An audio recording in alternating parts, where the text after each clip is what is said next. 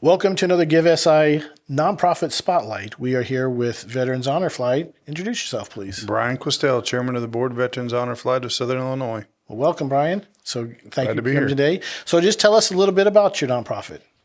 Okay, well, Veterans Honor Flight of Southern Illinois is one of 132 hubs nationwide. There's an honor flight network that is based out of Washington, D.C., and then each individual hub is set to within geographical area, and then the network sets up a fundraising zone to which you're held to that area to fundraise. Now, we can take veterans from anywhere in the country, but our fundraising zone is the area from U.S. Highway 50 at basically Lawrenceville across to the Metro East and then down to Cairo.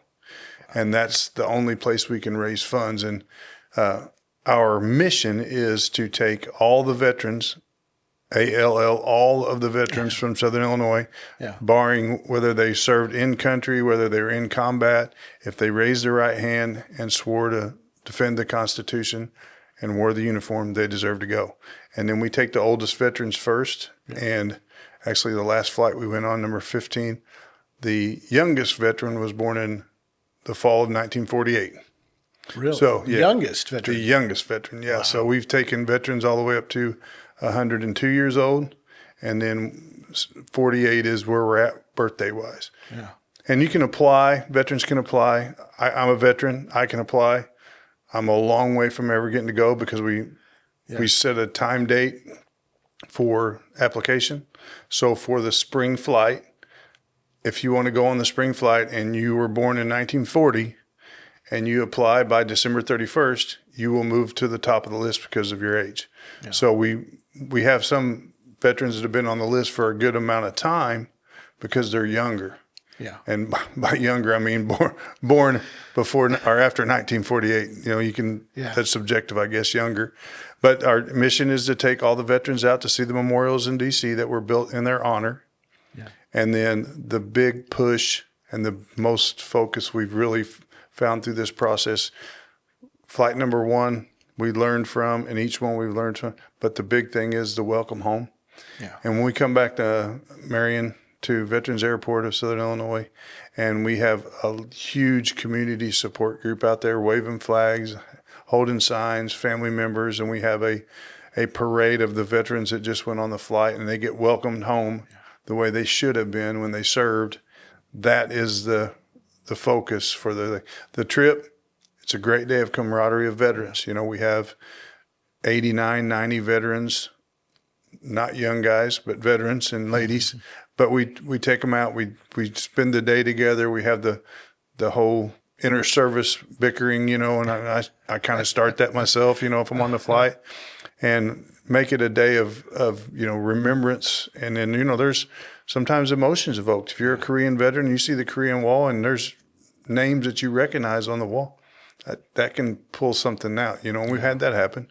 And that's why we have a guardian for each veteran that travels with them. It's an honor to be a part of, personally. We have a great group of volunteers, and everybody that participates as a volunteer takes nothing from it.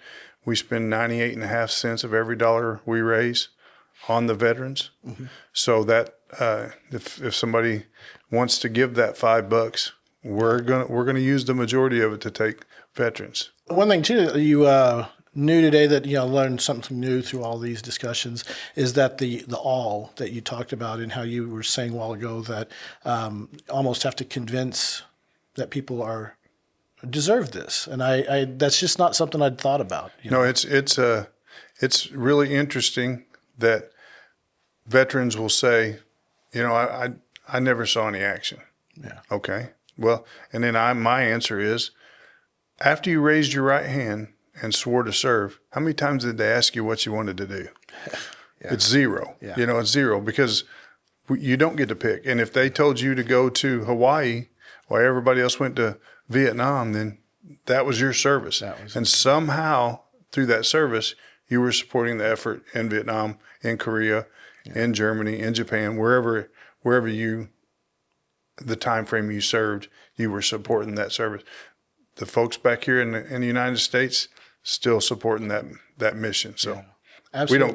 we don't want to cut anybody out of it. Everybody needs to go. No, that's great. It's just something new. And then, so we also talk, obviously we're talking a lot about donating money, and it does cost money to do, but you also talked about a lot of other things that volunteers that are needed to coordinate, even the welcome back and all that. So, I mean, volunteering is still another way to give, to help you accomplish these missions, because you can't, the more volunteers you get, the less you have to pay for, right?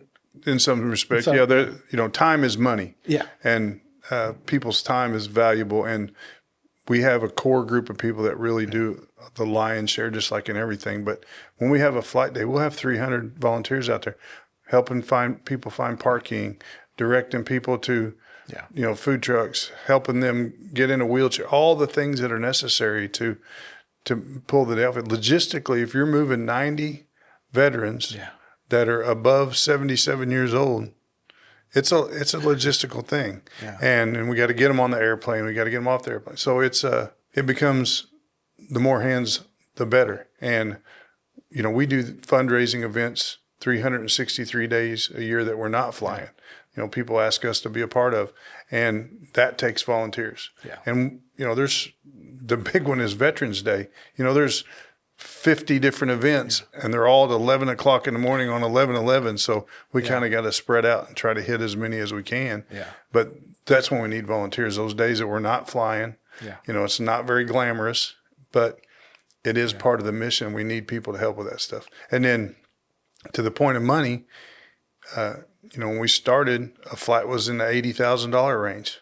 Now we're pushing $115,000 per flight. Yeah. And we try to do that twice a year, strictly on that region that I was talking about earlier. Mm-hmm. That's the only place we can raise funds from. You multiply, let's just average 80,000, 115,000. All 15 flights cost $100,000 each. Yeah. That's $1.5 million of Southern Illinois donations that have taken heroes out to D.C. That's pretty impressive. That's very impressive. Yeah. So, all right. That's pretty cool. We appreciate you being here with us today. For more information, please go to GiveSI.org, where you can support Veterans Honor Flight and many other services. So GiveSI, for good forever for Southern Illinois. GiveSI is made possible by Oasis. We More Better. Video services provided by ManVoice. Additional funding for GiveSI is made possible by these sponsors.